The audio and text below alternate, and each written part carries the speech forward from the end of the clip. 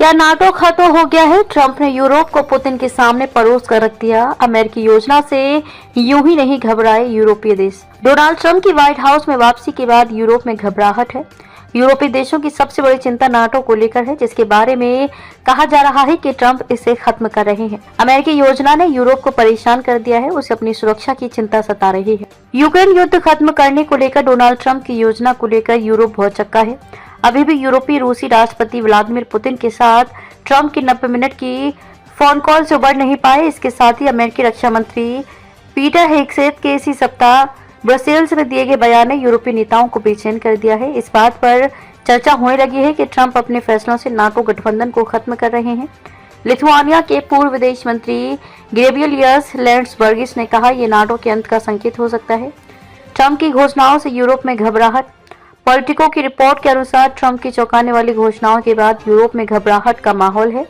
अमेरिकी रक्षा मंत्री Peter Hegseth ने जिस तरह की बयानबाजी की है, उसने यूरोप की सुरक्षा खतरे में पड़ती नजर आ रही है। हेगसेथ ने तो यूरोप को अमेरिका के लिए सुरक्षा गटर बता दिया, यानी साफ है कि अब अमेरिका का यूरोप की रक्षा का कोई इरादा नहीं है। हालांकि म्यूनिख सुरक्षा सम्मेलन में भाग लेने वाले अमेरिकी सांसदों ने यूरोप को आश्वासन देने की कोशिश की, लेकिन इससे कोई खास फायदा नहीं हुआ। उनमें से एक सीनेटर रोजर विकर थे, जो शक्तिशाली सीनेट सशस्त्र सेवा पैनल के अध्यक्ष हैं। विकर ने पॉलिटिको से कहा कि हेगसेथ ने ब्रसेल्स में एक नौसिखिए की गलती की। मुझे नहीं पता कि उनका भाषण किसने लिखा, लेकिन यह टकर कार्लसन द्वारा लिखा जा सकता है।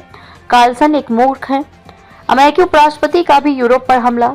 विकर ने यह भी कहा कि हेगसेथ ने अपनी कुछ कठोर टिप्पणियों को वापस ले लिया है, लेकिन उन्होंने अभी तक ऐसा नहीं किया है, जिससे यूरोप की अमेरिकी सुरक्षा गारंटी होने की बात आती है। इस बीच अमेरिकी उपराष्ट्रपति जेडी वेंस ने म्यूनिख सुरक्षा सम्मेलन में एक और बम फोड़ दिया। उन्होंने यूरोप के संबंध में खतरे के बारे में बात करते हुए कहा, ये रूस नहीं है, ये चीन नहीं है, ये कोई अन्य बाहरी अभिनेता नहीं है।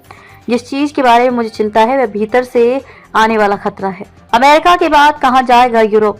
यूरोप के लिए समस्या यह है कि वह अब तक सुरक्षा के लिए अमेरिका पर निर्भर रहा है, जिसे संकट के समय बुलाया जाना अपरिहार्य है।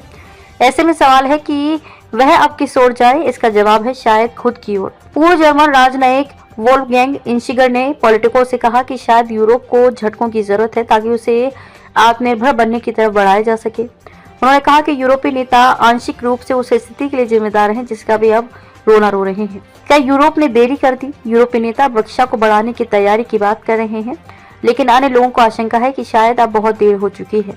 उन्हें डर है कि ट्रंप प्रशासन मित्र नहीं बल्कि शत्रु है। यूरोपीय संघ के एक वरिष्ठ राजनयिक ने नाम न बताने की शर्त पर कहा, अब हमारे पास एक रूसी राष्ट्रपति है जो यूरोप को खत्म करना चाहता है, और एक अमेरिकी राष्ट्रपति भी जो यूरोप को नष्ट करना चाहता है, और इन दोनों के बीच गठबंधन है। ट्रांस अटलांटिक गठबंधन खत्म हो गया है।